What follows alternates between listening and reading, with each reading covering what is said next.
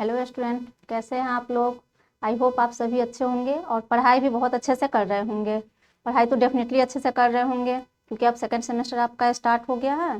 तो पढ़ाई आप स्टार्टिंग से ही बहुत अच्छे से करिए हर एक सिलेबस का, जिससे कि आपका कंटिन्यूटी बने रहे पढ़ाई के लिए। अभी पहले लेक्चर में मैंने पढ़ा दिया था आपका FEE सेकेंड सेमेस्टर का सब्जेक्ट है, जिसमें आपको कुछ सिलेबस पढ़ा दिए थे। ये फर्स्ट लेक्चर में हमने डिस्कस किया था एक्टिव, पैसिव कंपोनेंट और रजिस्टर के बारे में। Active component and passive component के बारे में बता दिए थे, जिसमें से पैसिव कंपोनेंट का रजिस्टर हो गया था। ठीक है, अभी पढ़ाई स्टार्ट करेंगे यहाँ से। अब कैपेसिटर इंडक्टर पढ़ेंगे इस वाले लेक्चर में। ठीक है, ये वाला आपको पहले लेक्चर में हो चुका है, अब कैपेसिटर से स्टार्ट करेंगे। ठीक है, ये है आपका कैपेसिटर, जिसको हिंदी में बोलते हैं संधारित्र। जो भी हिंदी मीडियम वाले स्टूडेंट है अपना ध्यान रखिएगा, कोई भी प्रॉब्लम नहीं होगा। वैसे आप याद रखो तो कैपेसिटर ही ज्यादा याद रखो तो ज्यादा बेनिफिशियल है आपके लिए, क्योंकि आगे भी आप इलेक्ट्रिकल इलेक्ट्रॉनिक्स से पढ़ोगे तो कैपेसिटर का यूज आता होगा। अगर मैकेनिकल वाले भी स्टूडेंट होगा तो उसे भी कैपेसिटर की यूज ही आती है कहीं ना कहीं। ठीक है, तो आप लोग बस इंग्लिश हिंदी में कुछ नहीं रखा हुआ है। ऐसी बात नहीं है कि कैपेसिटर का आपको हिंदी पता है तो बस हिंदी ही आपको याद रहेगा। कैपेसिटर को आप कैपेसिटर समझो, कोई भी प्रॉब्लम नहीं होगी। अब सबसे पहले बात, कैपेसिटर क्या होता है। कैपेसिटर क्या है, एक इलेक्ट्रॉनिक्स कंपोनेंट है जो क्या करता है, चार्ज को स्टोर करके रखता है। चार्ज को स्टोर करता है, किस फॉर्म में चार्ज को स्टोर करता है, इलेक्ट्रिक फील्ड के फॉर्म में चार्ज को क्या करता है, स्टोर करके रखता है। कैपेसिटर का काम है स्टोर करके रखना चार्ज को। कैपेसिटर एक इलेक्ट्रॉनिक्स कंपोनेंट है जो कुछ समय के लिए चार्ज को स्टोर करता है। एक चीज ध्यान रखिएगा, चार्ज को स्टोर तो करता है लेकिन कुछ समय के लिए करता है, ज्यादा लॉन्ग ड्यूरेशन के लिए चार्ज को स्टोर नहीं कर पाता। पहले भी मैं कैपेसिटर का एग्जांपल बता चुकी हूँ आपको फर्स्ट लेक्चर में, जहां हम कैपेसिटर के बारे में पढ़े थे पैसिव कंपोनेंट में, जब बताए थे। जैसे कि आपके फैन में लगा होता है कैपेसिटर, जिसको कंडेंसर बोलते हो। उसमें क्या होता है, जैसे आप फैन ऑफ कर दिए तो कंडेंसर फैन क्या होता है, थोड़ी देर तक मूव करते रहता है। वो कहाँ मूव करता है, वो तब तक मूव करेगा जितना कि एनर्जी स्टोर किया हुआ रहता है। कौन, कैपेसिटर। कंडेंसर जितना चार्ज स्टोर करेगा उतने देर तक फैन मूव करेगा। जब आप फैन को ऑन करते हो स्टार्टिंग में आपका पूरा स्पीड नहीं पकड़ता। क्यों नहीं पकड़ता, क्योंकि स्टार्टिंग में क्या होता है, कैपेसिटर कंडेंसर जो उसमें लगा होता है वो चार्ज को स्टोर करता है। जब तक कंडेंसर फुली चार्ज नहीं हो जाएगा फैन कभी भी फुल स्पीड में नहीं होगा। ठीक है, तो ये है उसमें कुछ ड्यूरेशन के लिए स्टोर करता है। जैसे कि आपने देखा होगा, जैसे आप लैपटॉप वगैरह भी शट डाउन करो तो थोड़ी देर तक उसमें लाइट आती रहती है, क्योंकि उसमें भी कैपेसिटर का यूज किया होता है। बस थोड़े बहुत सारे कैपेसिटर लगे होते हैं तो कुछ समय के लिए एनर्जी को स्टोर करता है। लेकिन एक चीज ध्यान रख लेना, कैपेसिटर हमेशा इलेक्ट्रिक फील्ड के फॉर्म में एनर्जी को स्टोर करता है। लिख भी दिए हैं यहाँ है, इलेक्ट्रिक फील्ड के फॉर्म में कैपेसिटर क्या करता है, एनर्जी को स्टोर करता है। A capacitor is an electronics component that store charge form an electric field for some time. कुछ समय के लिए इलेक्ट्रिक फील्ड के फॉर्म में चार्ज को स्टोर करके रखता है। अब क्या होता है, कैपेसिटर में दो प्लेट्स लगे होते हैं। कैपेसिटर जो है ना वो टू प्लेट से बना होता है। दोनों प्लेट के बीच जो होता है ना डाई इलेक्ट्रिक मटेरियल लगा होता है। जैसे कि आपको मैं बताऊं, नेक्स्ट में देखते, देखिए कैपेसिटर के क्या होगा, प्लेट हो गए, दो प्लेट। अब चार्ज को स्टोर करता है। अब चार्ज तो दो तरीके का होता है, पॉजिटिव चार्ज कैरियर और निगेटिव चार्ज कैरियर। तो कैपेसिटर के दो प्लेट्स हो गए, एक पर क्या आ जाएगा आपका पॉजिटिव चार्ज, यहाँ लिख भी रहा है आपका पॉजिटिव चार्ज। सेकेंड प्लेट पर क्या आ जाएगा, निगेटिव चार्ज, ये आपका निगेटिव चार्ज। बीच में जो है ना, बीच में क्या होता है, ये डाई इलेक्ट्रिक मटेरियल, यहाँ पे लिखा है ना डाई इलेक्ट्रिक मटेरियल, ये जो बीच में है इसमें है क्या, डाई इलेक्ट्रिक मटेरियल फिल रहता है। डाई इलेक्ट्रिक मटेरियल दोनों प्लेट के बीच में रखा होता है। ठीक है, अब इसमें क्या कर दिया गया है, कैपेसिटर को बैटरी से यूज कर लिए कि पॉजिटिव प्लेट है तो ऑब्वियस सी बात है पॉजिटिव प्लेट को बैटरी के पॉजिटिव टर्मिनल से कनेक्ट करते हैं, निगेटिव प्लेट को बैटरी के निगेटिव टर्मिनल से कनेक्ट करते हैं। ये है आपका कैपेसिटर का सिंबल। कैपेसिटर को किस चीज से डिनोट करते हैं, जैसे आपको रजिस्टर में पढ़ाए थे, रजिस्टर को कैसे डिनोट करते हो,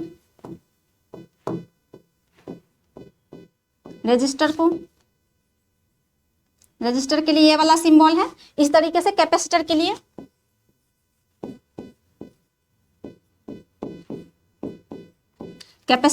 सिंबल है सी से, इसको सी से डिनोट करते हैं। रजिस्टर को किससे डिनोट करते हैं, आर से।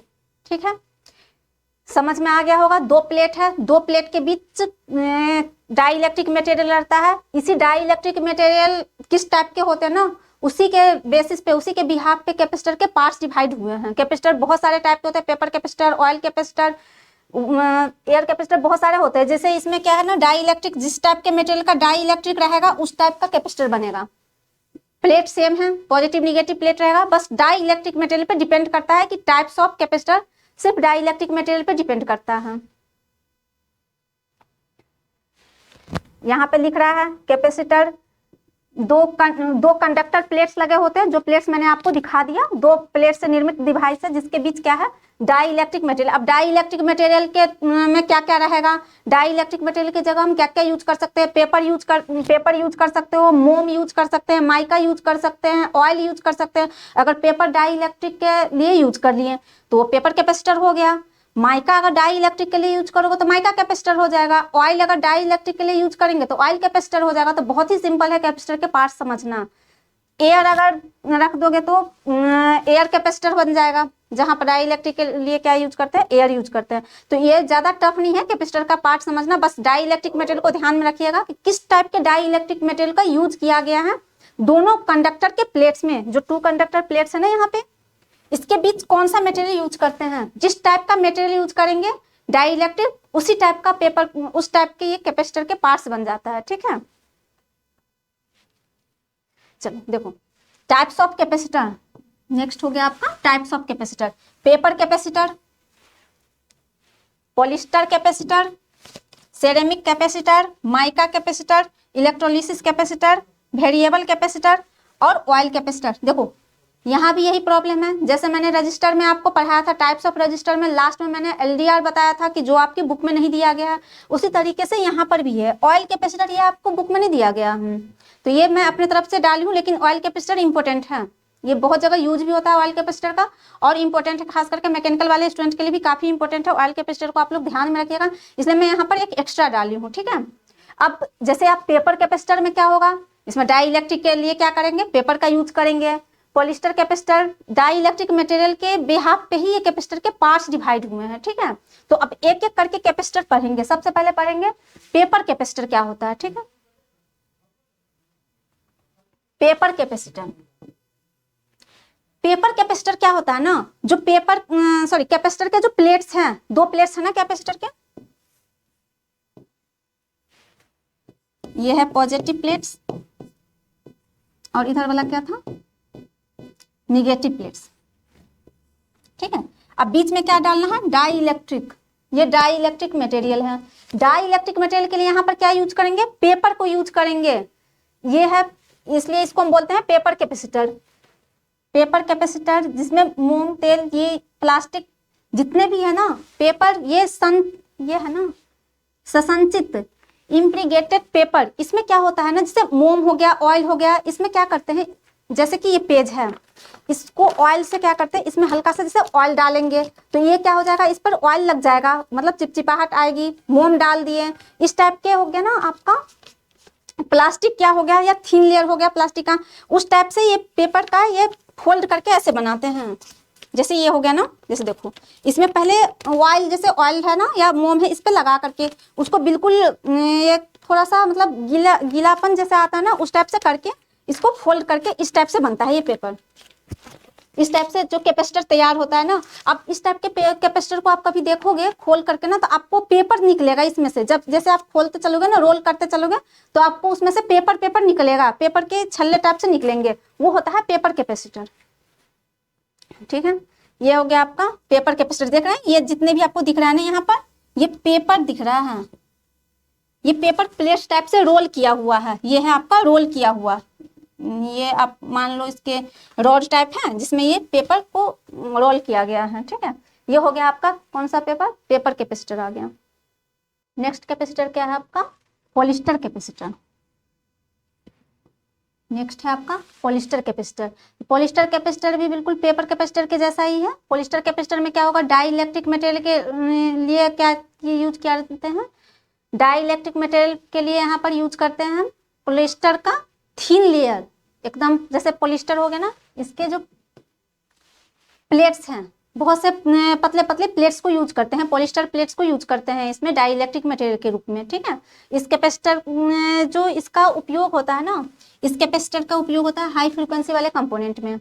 इसके जो यूज करेंगे जिस भी कंपोनेंट, वो कंपोनेंट जिसकी फ्रीक्वेंसी क्या होगी, हाई होगी, वहां पर हम पॉलिस्टर कैपेसिटर का यूज करते हैं। इसका जो जितने भी इसके डिजाइन बनते हैं ना, जैसे पेपर कैपेसिटर बनाते हैं उसी तरीके से यहाँ पर ये पॉलिस्टर कैपेसिटर भी सेम तरीके से बनता है।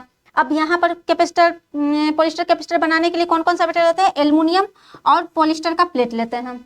एल्युमिनियम का भी प्लेट लेते हैं और पॉलिस्टर का भी प्लेट लेते हैं। जैसे उसमें रोल करके बनाते थे, पेपर कैपेसिटर को रोल करके बनाया जाता था। आप फिगर में देखेंगे इस कैपेसिटर को भी क्या किया गया, रोल करके बनाया गया है। इसमें क्या लगाते हैं, एल्युमिनियम का प्लेट लगाते हैं और पॉलिस्टर का प्लेट लगाते हैं। दोनों प्लेट्स को लगा करके रोल करके बनाते हैं इस पेपर, इस वाले कैपेसिटर को। देखो आप देख ले रहे हैं इसमें रोल किया हुआ है, इसके मतलब इसके हेल्प से बैंड किया गया, रोल किया गया। इसमें क्या है, पॉलिस्टर के प्लेट्स दिख रहे हैं यहाँ पे, और जो मेटल प्लेट्स दिख रहा है ना आपको यहाँ पर, मेटल फॉयल, ये जो मेटल फॉयल दिख रहा है, मेटल फॉयल का जगह हम क्या लेंगे, एल्युमिनियम फॉयल।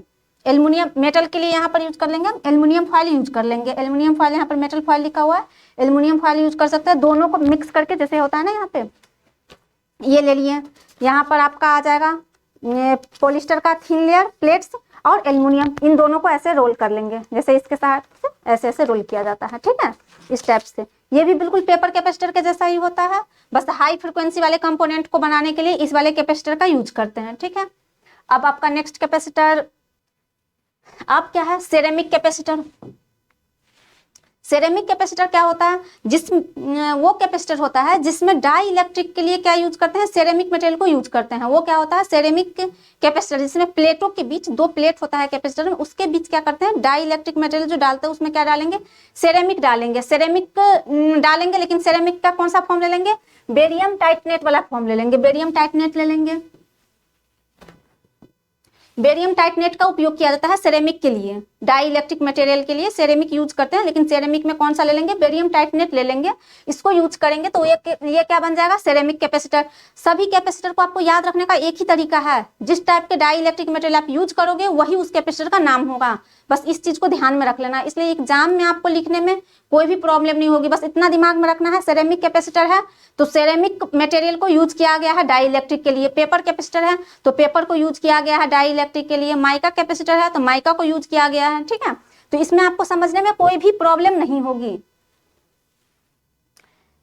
अब इस टाइप के जो कैपेसिटर होते हैं ना, उसके जो शेप होते हैं ना, ट्यूब के फॉर्म में होते हैं।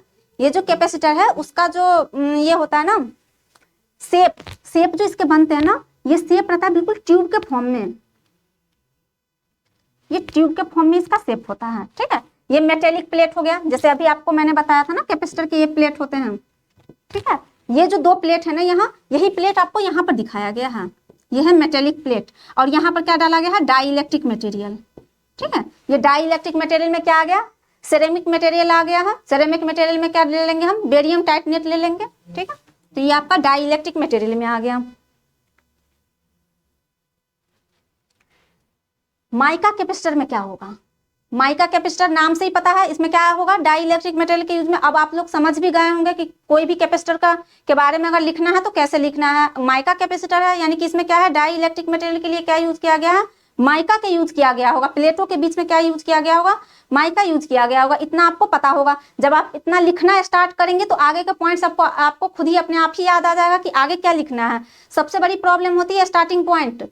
कभी भी एग्जाम में लिखते क्वेश्चन स्टार्टिंग ही नहीं हो पाता। अगर आपने एक बार क्वेश्चन का आंसर लिखना स्टार्ट कर दिया ना, तो फिर आगे का आंसर आपको ऑटोमेटिक याद आ जाएगा। तो याद रखने का तरीका है, जो भी कैपेसिटर आपसे पूछ ले बस ये चीज ध्यान में रखना है कि कैपेसिटर का नाम क्या बोल रहा है, बस उसको डाई इलेक्ट्रिक मटेरियल के रूप में आपको यूज करके लिखना है, बस उस लैंग्वेज को। आगे की लैंग्वेज आपको खुद ही याद आ जाएगा, ठीक है। तो माइका कैपेसिटर, इसमें क्या है, डाई इलेक्ट्रिक के लिए क्या यूज किया गया है, माइका का यूज किया गया है। यहाँ पर आप देख रहे हैं, लिख रहे हैं, डाई इलेक्ट्रिक के रूप में क्या यूज किया गया है, माइका को यूज किया गया है, ठीक है। लेकिन अब माइका, इस कैपेसिटर को बनाने के लिए माइका को तो यूज करते ही है। माइका कैपेसिटर बनाने के लिए आपको क्या करना पड़ेगा, एल्युमिनियम और टीन का एक पतले से प्लेट्स का लेयर लेना पड़ेगा। एल्युमिनियम का भी लेना पड़ेगा और टीन का भी लेना पड़ेगा। अब लेयर कैसे लेंगे, अल्टरनेट लेयर लेंगे। जैसे ये हो गया आपका माइका, ये सब माइका के लेयर हो गए, मतलब माइका के सीट हो गए, ठीक है। उसके बाद टीन का सीट लेना है, ये टीन सीट आ गया। मतलब आप समझ रहे हैं, अल्टरनेट वे में दिया जाएगा, एक माइका शीट, फिर 3 शीट, फिर उसके नीचे माइका, फिर टीन, फिर माइका, फिर टीन, ऐसे लेयर बनाते हैं इस कैपेसिटर में। इस टाइप के लेयर बना मिलेगा आपको कैपेसिटर में, ठीक है। जैसे पहले माइका ले लिए, फिर टीन ले लिए, फिर से माइका ले लिए, नेक्स्ट टीन ले लिए, टीन माइका, इस टाइप से आपका ये प्लेट्स बनते हैं। तो इस टाइप का कैपेसिटर को बोलते हैं हम माइका कैपेसिटर। बहुत आसान है, इसमें लिख भी रहा है कि माइका कैपेसिटर बनाने के लिए किसको यूज करते हैं, एल्युमिनियम को यूज करते हैं, और टीन की पतली पत्तियों मतलब लेयर, टीन के लेयर का यूज करेंगे। दोनों लेयर के बीच में जैसे एक टीन लगाएंगे, फिर माइका लगाएंगे, फिर टीन लगाएंगे, फिर माइका लगाएंगे। बस एग्जाम में आप ये ध्यान रखना, बस इस टाइप के राउंड में आपको बनाने हैं। कोई जरूरी नहीं है कि इस टाइप से है, वर्टिकल है तो वर्टिकल बनाए, आप हॉरिजॉन्टल तरीके से बना सकते हो, बस इस चीज को बना देना, ठीक है। नेक्स्ट है इलेक्ट्रोलिसिस कैपेसिटर। अब देखो इलेक्ट्रोलिसिस कैपेसिटर में क्या होगा, इसमें इलेक्ट्रोलिसिस कराया जाएगा, ठीक है, तब जाकर के कैपेसिटर तैयार होगा। इस कैपेसिटर का है इलेक्ट्रोलिसिस कैपेसिटर, वो होता है जिसमें डाई इलेक्ट्रिक के रूप में क्या है, मेटल, ये आप ब्रैकेट में लगा लीजिएगा यहाँ पे, मेटल का मतलब होता है धातु, मेटल ऑक्साइड का यूज किया जाता है। यहाँ पर डाई इलेक्ट्रिक के लिए मेटल ऑक्साइड को यूज करते हैं, उसी मेटल ऑक्साइड का इलेक्ट्रोलिसिस करवाते हैं, तब जाकर के ये इलेक्ट्रोलिसिस कैपेसिटर की फॉर्मेशन होती है, ठीक है। मेटल ऑक्साइड में क्या लेंगे आप, एल्युमिनियम ऑक्साइड ले सकते हैं। मेटल ऑक्साइड के लिए लेना पड़ेगा ना कि कौन सा मेटल है मेटल ऑक्साइड में, तो एल्युमिनियम ऑक्साइड का यूज करेंगे। यहाँ पर एल्युमिनियम ऑक्साइड का यूज किया जाता है। इस कैपेसिटर को बनाने के लिए एल्युमिनियम ऑक्साइड का उपयोग करते हैं। फिर एल्युमिनियम ऑक्साइड की क्या है, बहुत थिन लेयर बनाएंगे, उसके एल्युमिनियम ऑक्साइड ले लेंगे, उसके बहुत थिन लेयर बना लेंगे। अब उस लेयर पर क्या करेंगे, इलेक्ट्रोलिसिस कर देंगे। उस पर जो एल्युमिनियम की पत्ती है ना, पत्ती का मतलब उसको लेयर टाइप से रहेगा, उस पर क्या करेंगे, इलेक्ट्रोलिसिस करेंगे। इलेक्ट्रोलिसिस के बाद एल्युमिनियम ऑक्साइड आएगा, एल्युमिनियम ऑक्साइड का थिन लेयर मिल जाएगा आपको, बहुत पतले से लेयर मिल जाएगा आपको एल्युमिनियम ऑक्साइड का, ठीक है। जैसे कि आप देख लीजिए यहाँ पे, ये है एल्युमिनियम का एनोड पोर्शन। सबसे पहली बात जो कैपेसिटर का ये है, जो प्लेट्स लेते हैं ना कैपेसिटर का, वो प्लेट्स है ये। कैपेसिटर में 2 प्लेट्स होते हैं, ये दोनों प्लेट्स रह गया। अब बीच में आपका इलेक्ट्रोलिसिस होगा, यहाँ पर डाई इलेक्ट्रिक आप यहाँ पर यूज कर रहे हैं, डाई इलेक्ट्रिक, ठीक है। इसमें देखिए एल्युमिनियम के बर्तन जैसे हो गया, मेट ऑक्साइड फिल्म मतलब ऑक्साइड को यहाँ पर यूज किया गया है एल्युमिनियम ऑक्साइड का। इलेक्ट्रोलिसिस कराने के बाद अमोनियम बोरेट निकलता है, इलेक्ट्रोलाइट कैथोड एनोड ये भी होता है ना, इसमें कैथोड एनोड 2 प्लेट है, एक एनोड एक होता है कैथोड के लिए यूज होता है, ठीक है। तो इस टाइप से आपको यहाँ पर दिया गया है, ये एल्युमिनियम ऑक्साइड के यहाँ पर पॉइंट्स बन जाता है, ठीक है। कैथोड एनोड के जो भी पोर्शन आएगा रिमूव करने के, कैपेसिटर बनने के बाद आ गया आपका ये एनोड आ गया पॉजिटिव टर्मिनल में, कैथोड आ गया आपका निगेटिव के लिए, ठीक है। इस टाइप के कैपेसिटर में बस एक चीज याद रखिएगा, मेटल ऑक्साइड का यूज किया जाता है। मेटल ऑक्साइड के लिए कौन सा लेते हैं, एल्युमिनियम ऑक्साइड लेते हैं, ठीक है। एल्युमिनियम ऑक्साइड को मतलब एल्युमिनियम के प्लेट्स पर इलेक्ट्रोलिसिस कराते हैं, तो एल्युमिनियम ऑक्साइड के बहुत थिन लेयर मिलता है, उसी लेयर से हम ये कैपेसिटर फॉर्म होता है, ठीक है। उसके बाद आपका आ गया क्या, वेरिएबल कैपेसिटर। जैसे वेरिएबल रेजिस्टेंस पढ़े थे उसी तरीके से है वेरिएबल कैपेसिटर। वेरिएबल रेजिस्टेंस में क्या पढ़े थे, उसके रेजिस्टेंस की वैल्यू क्या होती है, एक स्पेसिफिक रीजन में, एक स्पेसिफिक रेंज में क्या करता है, वेरी करते रहता है, ठीक है। इस तरह से इस कैपेसिटर वेरिएबल कैपेसिटर में क्या होगा, इसमें इसके भी जो भी वैल्यू है वो चेंज होते रहता है, वेरिएबल कैपेसिटर का वैल्यू चेंज होते रहता है, ठीक है। जिसके वैल्यू में क्या होता है, चेंजेज आते हैं, वेरिएबल कैपेसिटर कहलाता है। अब वेरिएबल कैपेसिटर में कैसे बनाते हैं, वेरिएबल कैपेसिटर में एक्चुअली में 2 टर्मिनल होता है। एक टर्मिनल क्या रहता है आपका फिक्स रहता है, और दूसरा वाला टर्मिनल क्या होता है, शाफ्ट के थ्रू रोटेट होता है। जो आप जैसे आपको मैंने रेजिस्टेंस में ही बताया था, याद होगा आपको, अगर पढ़े होंगे सुने होंगे तो जरूर याद होगा। रेजिस्टेंस में बताया था ना कि वेरिएबल रेजिस्टेंस में 3 टर्मिनल होते हैं, जिसमें से 2 टर्मिनल फिक्स रहता है उसका, और 1 टर्मिनल शाफ्ट के थ्रू रोटेट होता है। वो 1 टर्मिनल रोटेट होकर के क्या बताता है कि कौन से दो टर्मिनल आपका फिक्स होता है उसके बीच के रेजिस्टेंस को वेरी करके चेंज करके बताता है। इसमें क्या है, 2 टर्मिनल है। वेरिएबल कैपेसिटर में 2 टर्मिनल होते हैं, जिसमें से एक टर्मिनल आपका फिक्स रहता है, सेकेंड टर्मिनल जो दूसरा टर्मिनल होता है आपका शाफ्ट के थ्रू रोटेट करता है। रोटेट करके वो अलग अलग जिस टाइप के आपको वैल्यू चाहिए उस टाइप से वैल्यू में रेंज में वो वेरी करते रहता है। इसमें लिख रहा है इस प्रकार के कैपेसिटर में 2 प्लेट्स होते हैं, प्लेट्स तो दो सभी कैपेसिटर में होता है, ठीक है। ये वाली लाइन तो आपको सभी कैपेसिटर में लिखने हैं कि इस टाइप के कैपेसिटर में आपको दो प्लेट्स होते हैं, क्योंकि दो ही प्लेट से सभी कैपेसिटर बनता है। एक प्लेट क्या होता है, फिक्स होता है, एंड सेकंड दूसरा प्लेट क्या होता है, शाफ्ट के थ्रू, शाफ्ट की सहायता से क्या करता है, रोटेट करते रहता है। देख लीजिए आप यहाँ पे, ये है ना कि जैसे एक हो गया ये प्लेट है, फिक्स प्लेट हो गया, ये आपका हो गया फिक्स प्लेट, ये आपका फिक्स प्लेट हो गया, ये है लगा हुआ शाफ्ट, ये शाफ्ट है। दूसरा प्लेट क्या होता है, ये शाफ्ट के थ्रू, ये है ना यहाँ पे वेरिएबल प्लेट्स, ये चेंज होता है, चल प्लेट्स है ना, मतलब ये चेंज होता है, ये है आपका वेरी करने वाला।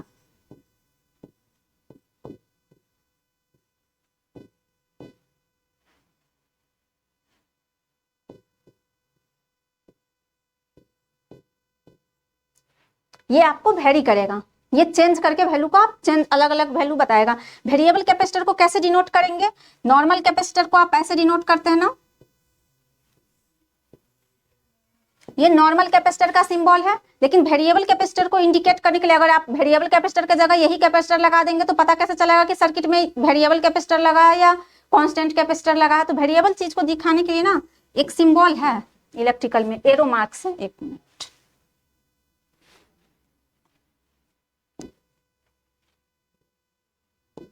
ये है वेरिएबल, किसी भी चीज को आपको वेरिएबल सर्किट में दिखाना है ना, आप ऐसे दिखा सकते हैं, ठीक है।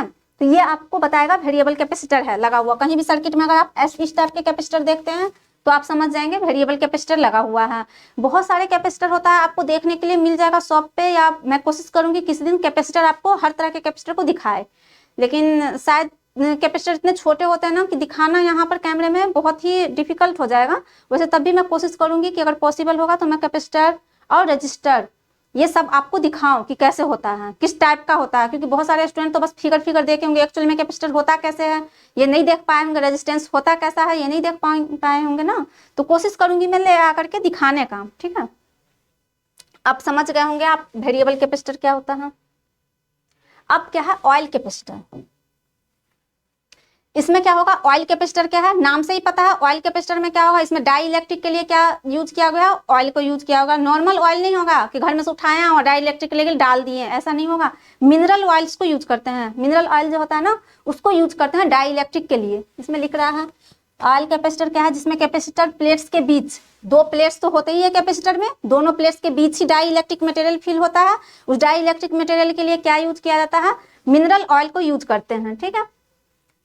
इसमें लिख रहा है डाई इलेक्ट्रिक के लिए हम मिनरल ऑयल को यूज करते हैं, ये होता है ये आपका आ गया ऑयल कैपेसिटर। ऑयल कैपेसिटर आपके उसमें नहीं दिया हुआ होगा, अगर आपने बुक पढ़ रहे होंगे तो शायद किसी के पास बुक में होगा भी, किसी के पास बुक में वो नहीं मेंशन होगा, तो आप यहाँ से मेंशन कर लीजिएगा ऑयल कैपेसिटर है, इंपॉर्टेंट भी है।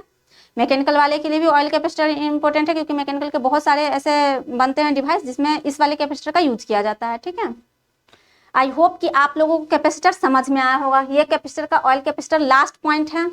तो अभी मैं सबसे पहले कैपेसिटर पढ़ाई हूँ, तो कैपेसिटर को रिकॉल कर देती हूँ कि कैपेसिटर क्या होता है। कैपेसिटर क्या होता है, कैपेसिटर चार्ज को स्टोर करता है। Capacitor is a electronics component जो चार्ज को क्या करता है, स्टोर करता है। किस फॉर्म में चार्ज को स्टोर करता है, इलेक्ट्रिक फील्ड के फॉर्म में स्टोर करता है चार्ज को। इस चीज को याद रखिएगा, क्योंकि जब आगे इंडक्टर पढ़ाएंगे ना तो इंडक्टर भी स्टोर करता है, लेकिन इंडक्टर मैग्नेटिक फील्ड के फॉर्म में स्टोर करता है। तो कभी आप गलती से इसको मैग्नेटिक फील्ड और उसको इलेक्ट्रिक फील्ड मत कर देना। इस चीज को याद रखना आप कि कैपेसिटर चार्ज को स्टोर करता है इलेक्ट्रिक फील्ड के फॉर्म में, ठीक है। कैपेसिटर क्या आपको मैंने, चलो स्टार्टिंग से एक बार कैपेसिटर पे चलते हैं। देखिए ये रहा आपका कैपेसिटर का सिंबल, इसको किससे डिनोट करते हैं, सी से, सी से डिनोट करते हैं। कहीं भी अगर इस टाइप से लगे हैं ना दो प्लेट्स और सी लिखा हो तो आप समझ लीजिए कि इसमें क्या है, सर्किट में कैपेसिटर का यूज किया गया है। हाँ ये वाली पॉइंट्स शायद मैं मिस कर गई थी उस टाइम पर बताना। कैपेसिटर का यूनिट क्या होगा, फैराड। कैपेसिटर का यूनिट होता है फैराड। जैसे रेजिस्टेंस का यूनिट क्या है, ओम है। कैपेसिटर का यूनिट क्या है, फैराड है। इसको किससे डिनोट करते हैं, सी से, सी से डिनोट किया जाता है, ठीक है। जैसे रेजिस्टेंस का यूनिट क्या होता है, ओम होता है। ओम से हम रेजिस्टेंस को डिनोट करते हैं, उस तरह से इसके यूनिट क्या है, फैराड। तो कैपेसिटर का वैल्यू आएगा 1 फैराड, 2 फैराड, 3 फैराड, इस टाइप से यूज करते हैं।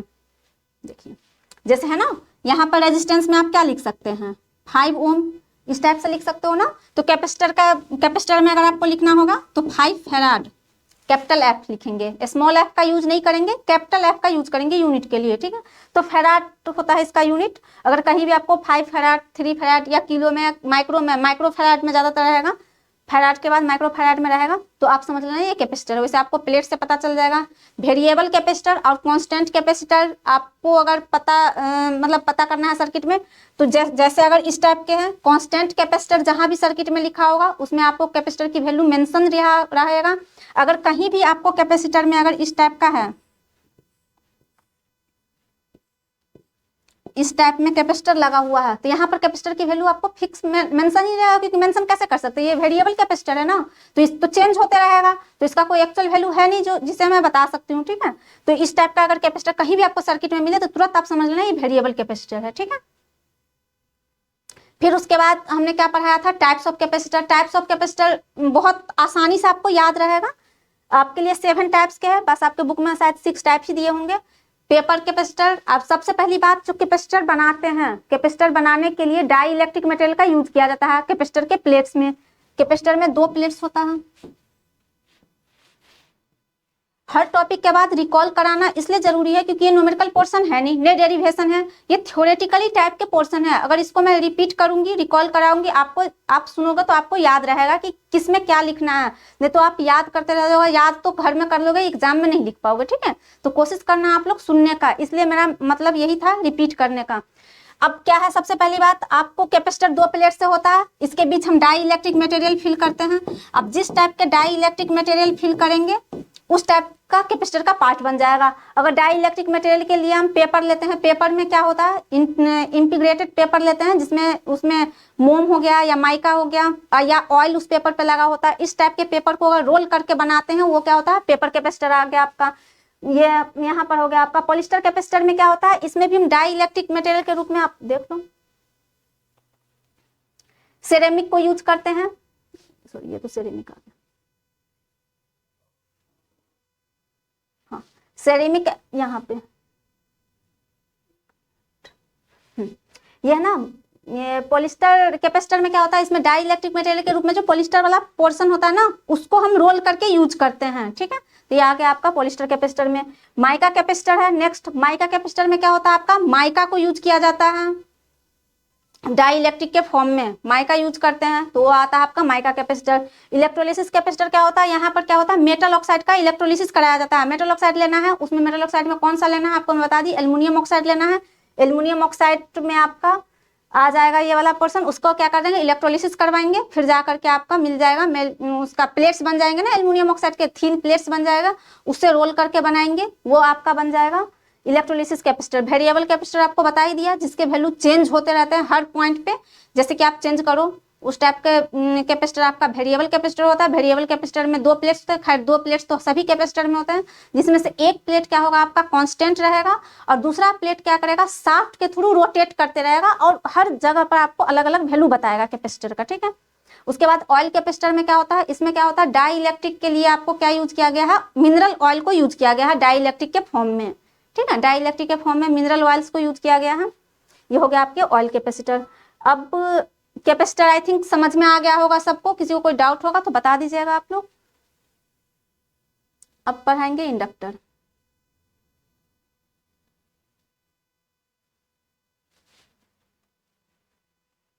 अब नेक्स्ट टॉपिक क्या है आपका, इंडक्टर। इंडक्टर क्या होता है, इंडक्टर क्या है, ये भी एक इलेक्ट्रॉनिक्स कंपोनेंट है। ये क्या करेगा, चार्ज को स्टोर करेगा। किस फॉर्म में चार्ज को स्टोर करेगा, मैग्नेटिक फील्ड के फॉर्म में। इंडक्टर हमेशा चार्ज को मैग्नेटिक फील्ड के फॉर्म में स्टोर करता है। इंडक्टर एक्चुअली क्या है ना, इंडक्टर में क्या होता है, कोई भी वायर हो गया, जैसे कॉपर वायर हो गया, अगर ये ऐसे है तो ये वायर है, इस वायर को अगर लपेट देना, राउंड कर दे, इसी वायर को अगर राउंड कर देना इस वाले वायर को, तो ये कॉइल का फॉर्म ले लेता है। वही कॉइल को क्या बोलते हैं, इंडक्टर। सीधा वायर है तो वायर है, अगर उस वायर को अगर बाइंडिंग टाइप से कर दे, बैंड कर दे, मतलब राउंड राउंड कर दोगे ना आप, तो जाकर के कॉइल बन जाएगा। कॉइल के जैसे वो लगेगा, घूमे हुए मतलब मुड़े हुए वायर का जो कॉइल का फॉर्म होगा ना, उसी को क्या बोलते हैं, इंडक्टर। तो इंडक्टर जब अगर पूरा खोल दो तो वायर बन गया, वायर को अगर मूव कर दो, रोल कर दो, तो वो बन जाता है कॉइल, इंडक्टर, ठीक है। अब उसमें क्या होगा, जब भी वो क्या करता है, चार्ज को स्टोर करेगा, किस फॉर्म में, मैग्नेटिक फील्ड के फॉर्म में चार्ज को स्टोर करेगा। An inductor is a type of electronics component that store charge in the form of magnetic field for some time. ये भी कुछ टाइम के लिए ही स्टोर करता है। जैसे आपका कैपेसिटर था, कैपेसिटर भी क्या करता था, चार्ज को स्टोर करता था, वो भी कम टाइम के लिए ही करता था। सेम तरीके से इंडक्टर क्या है, ये भी चार्ज को स्टोर करेगा, ये भी कुछ टाइम के लिए स्टोर करेगा। ये नहीं कि लॉन्ग टाइम के लिए चार्ज को स्टोर करता है, ऐसा कुछ नहीं करेगा। जैसे कैपेसिटर था वैसे ही ये भी है, बस दोनों का फॉर्मेशन चेंज है। अगर इसमें यही लिखा हुआ है, ये क्या करता है, अगर किसी ऑयल को, जैसे कुंडली है ना, कुंडली एक्चुअली में कॉइल को बोलते हैं। कॉइल, जैसे कोई भी वायर को अगर मूव राउंड कर दो ना तो एक कॉइल बन जाता है, उस कॉइल को हम हिंदी में बोलते हैं कुंडली। लिपटे हुए तार, ये करंट के फ्लो को क्या करता है, अगर आप ये टाइप का देख लो, यहाँ बताओ, यहाँ पे जैसे ये आपका वायर हो गया, ये यहां से यहां तक आपका क्या हो गया, वायर। ये वायर,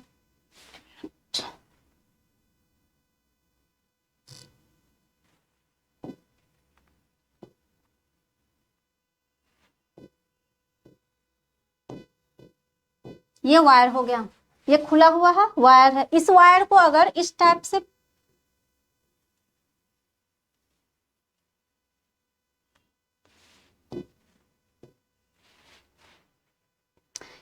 अगर राउंड कर दें, यही ऑयल वायर तो यही है, इसी वायर को क्या करेंगे, राउंड कर देते हैं, तो ये क्या बन जाता है, इंडक्टर। यही बन गया आपका इंडक्टर, बस राउंड फॉर्म है। अगर इसमें करंट फ्लो कराया जाएगा तो अगर इसमें, इस वाले कॉइल में अगर आप करंट फ्लो करवाएंगे ना तो इसमें मैग्नेटिक फील्ड प्रोड्यूस होगा, मैग्नेटिक फील्ड प्रोड्यूस होगा, और उसी मैग्नेटिक फील्ड से क्या होगा, मैग्नेटिक फील्ड से ही क्या होगा, मैग्नेटिक फ्लक्स भी निकलेगा। ठीक है, यहाँ पर लिख रहा है, जब अगर आप करंट फ्लो करवाएंगे, यहाँ पे अगर आप इसमें करंट फ्लो करवाएंगे तो ये क्या होता है, कुंडली के चारों तरफ, मतलब कॉइल के चारों तरफ क्या होगा, मैग्नेटिक फील्ड उत्पन्न हो जाएगा।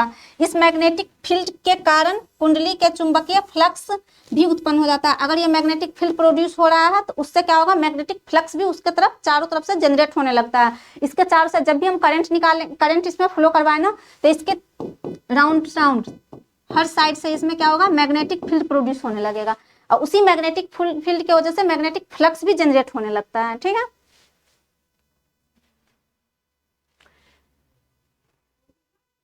अगर देखो, अगर मैग्नेटिक फील्ड की वजह से मैग्नेटिक फ्लक्स प्रोड्यूस हो रहा है तो इस टाइम में ना, जब मैग्नेटिक फील्ड प्रोड्यूस होगा, उससे मैग्नेटिक फ्लक्स जनरेट होगा, तो वहां पर एक ईएमएफ इंड्यूस्ड होता है, जिसको हम बोलते हैं इंड्यूस्ड ईएमएफ। प्रेरित, हिंदी में आप बोल दो, प्रेरित विद्युत वाहक बल, जिसको ई से डिनोट करते हैं, इसको हम क्या बोलते हैं, इंड्यूस्ड ईएमएफ। क्योंकि इंड्यूस्ड ईएमएफ कब जनरेट होता है, जब हम कॉइल में करंट फ्लो करवाते हैं। ठीक है, मैग्नेटिक फील्ड प्रोड्यूस होता है, मैग्नेटिक फील्ड से फिर ईएमएफ जनरेट होता है, उस जनरेटेड ईएमएफ को हम इंड्यूस्ड ईएमएफ बोलते हैं। ये वर्ड बहुत ही मतलब यूजफुल वर्ड है। अब बहुत जल्दी से इसे समझ में नहीं आता कि इंड्यूस्ड ईएमएफ कहाँ से आ जाता है। तो इंड्यूस्ड ईएमएफ कहाँ से आता है, कॉइल में अगर हम करंट फ्लो करवाते हैं तो मैग्नेटिक फील्ड प्रोड्यूस होता है, मैग्नेटिक फील्ड प्रोड्यूस होता है वहां पे कॉइल के चारों तरफ, फिर वहां पर जाकर के आपका मैग्नेटिक फ्लक्स जनरेट होता है। जब मैग्नेटिक फ्लक्स जनरेट होता है वहां पर ईएमएफ इंड्यूस्ड हो जाता है, फ्लक्स के पास ईएमएफ इंड्यूस्ड होता है, जिसको हम बोलते हैं इंड्यूस्ड ईएमएफ, ई से डिनोट करते हैं। ठीक है, अब कॉइल को, अगर जो भी कॉइल है, जैसे ये है ना, अभी आपको बताया था,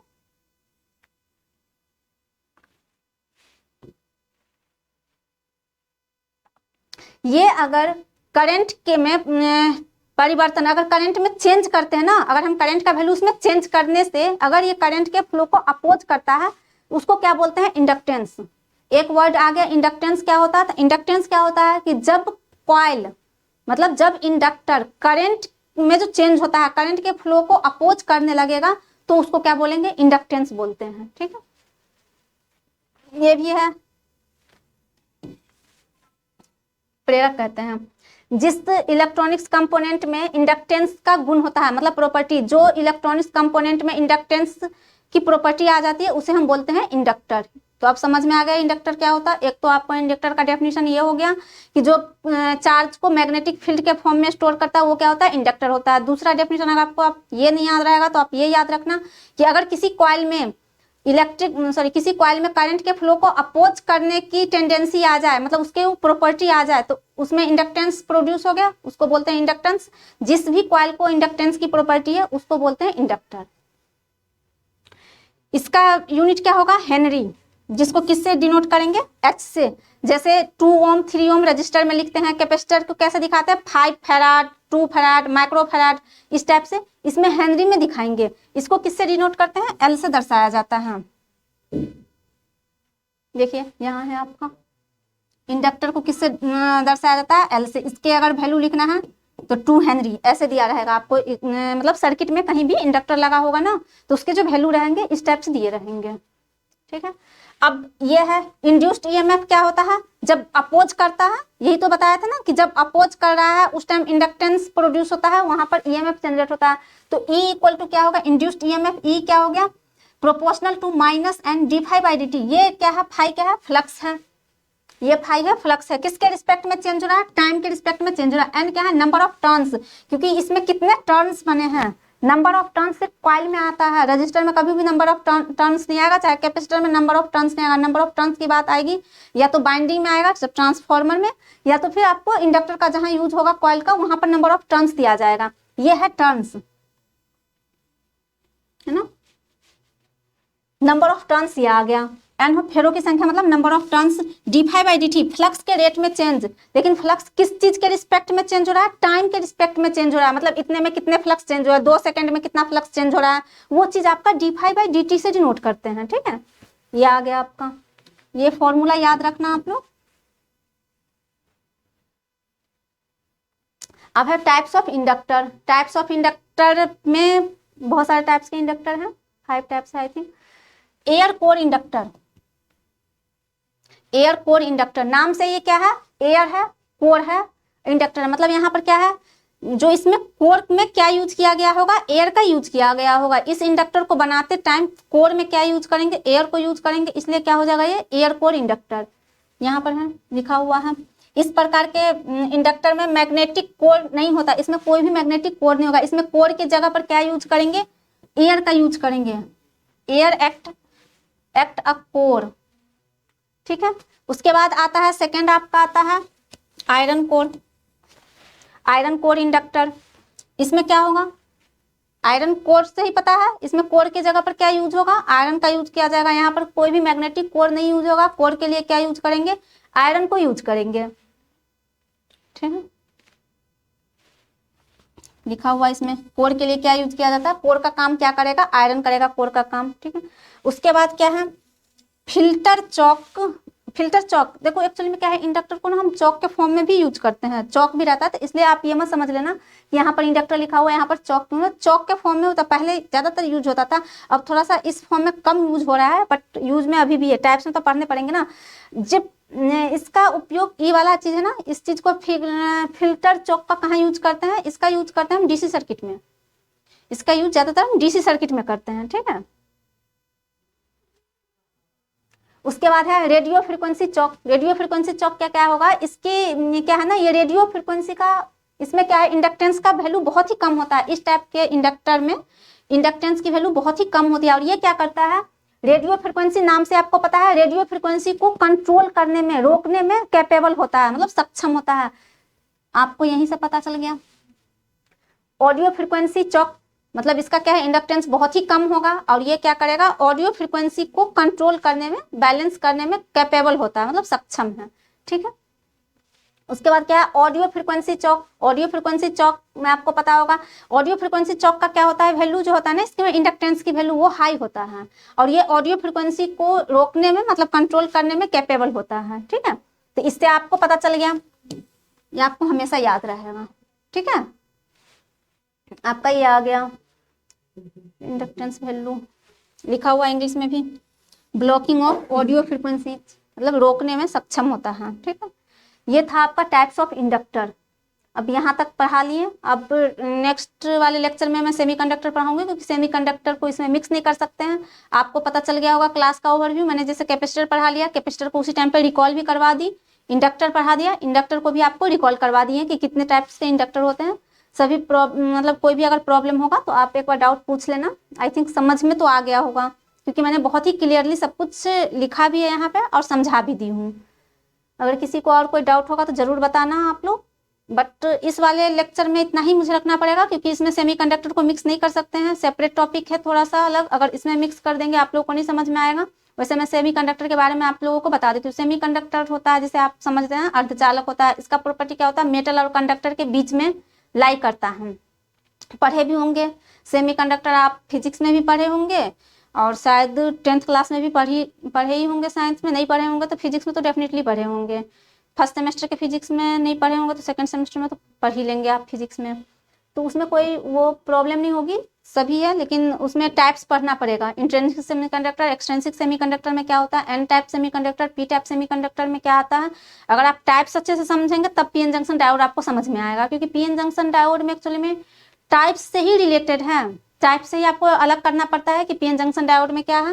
वो आपको टाइप से ही पूरा सब कुछ अलग से बताया जाएगा, उसके लिए आपको प्रॉब्लम नहीं आएगी।